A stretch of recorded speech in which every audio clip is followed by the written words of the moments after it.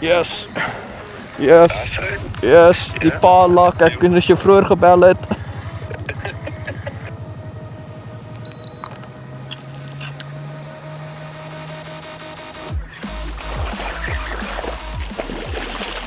What is going on, ladies and gents? I hope you guys are having a fantastic week. Thank you so much for clicking on today's video.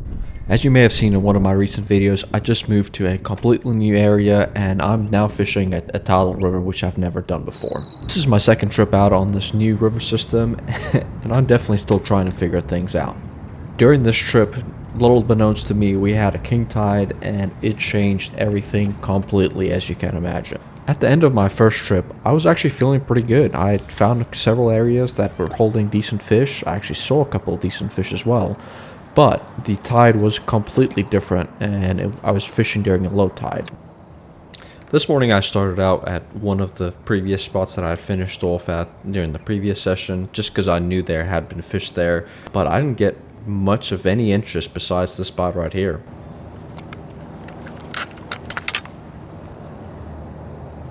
Wat de hel is dit geweest? Now, after that one bite, it quickly became apparent that the fish definitely weren't sitting where they were the previous week. Started fishing with an NLBN underneath the docks, didn't get any reaction there. Switched up the baits between the DOA shrimp and then the gulp shrimp, and still nothing. I decided to then make a move to another set of canals where I had actually seen quite a bit of success, saw several big snook there, also caught a couple of them as well as some redfish and trout, but unfortunately it just was not happening. After wasting some more time in this canal system, I finally started making the right adjustments. There had been a spot that I'd seen the previous weekend that had isolated oyster bars in there, and it just looked like a really good spot for high tide. I made this adjustment with the Johnson Golden Spoon, and this is definitely my best adjustment for the day. Something I should have done way quicker than I actually did. Funny. And within the first 5 minutes, it paid dividends. Okay, cool. Alright, cool. Yes. Yes. Yes. Die pala, kijk in de chauffeur gebeld. Je was niet gewacht voor mij.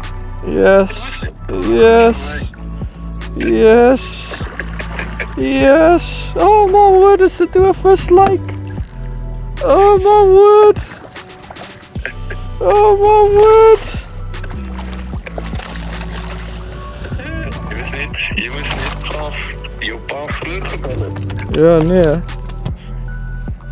En wat is het? Ja, zeg.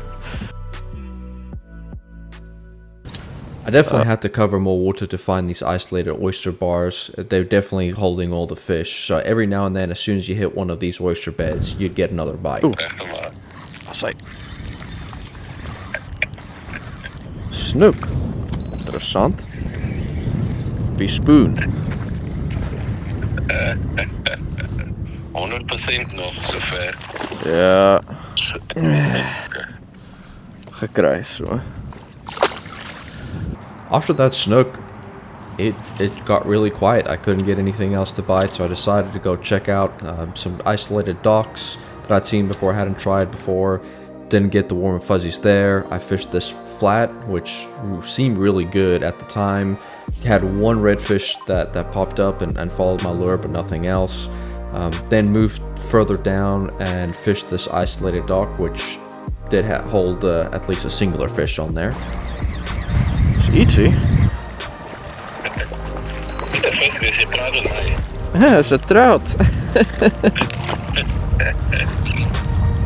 After that, I ended up going back into the canal system that I had fished earlier in the morning, thinking that with the higher tide, the fish were pushed back deeper into these pockets. As soon as I got in there, I hooked up to this catfish, which thank goodness it came off, so I didn't have to slime up my gloves. But I started moving into these canals much deeper instead of trying to fish them out like I would typically do. So as you can see here, I'm moving progressively back into this pocket to see if these fish are pushed back into the deep cover. I didn't have any success in this specific canal, but I did make an adjustment, and that's when I started getting another couple bites again.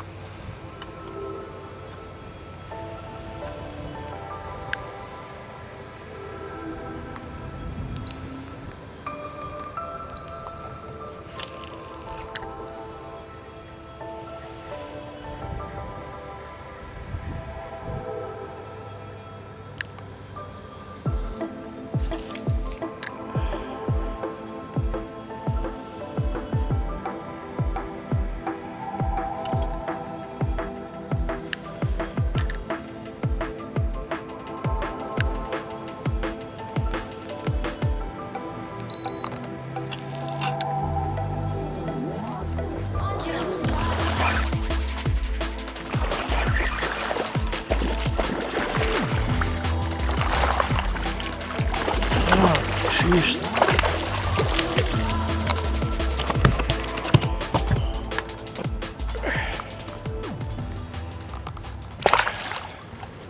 After that snook, everything went quiet again, so I made another adjustment to fish a couple more mangrove shorelines with oyster bars on them, thinking that, hey, maybe I could replicate what I did earlier in the morning. At this point, the tide had started falling, but the water levels were still extremely high.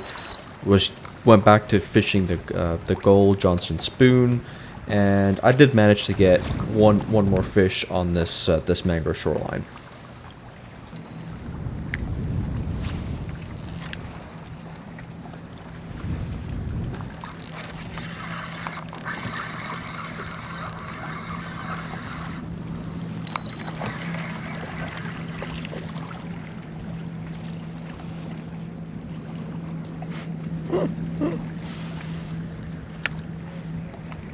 Now obviously that is nothing to write home about. I typically wouldn't put something like that in a video like this, but this is just to show how extremely difficult this day was. This spot in particular I'd fished at least once before, and I caught a couple of decent reds on there and a couple of snook, but even with the current being perfect, it just was not happening for me.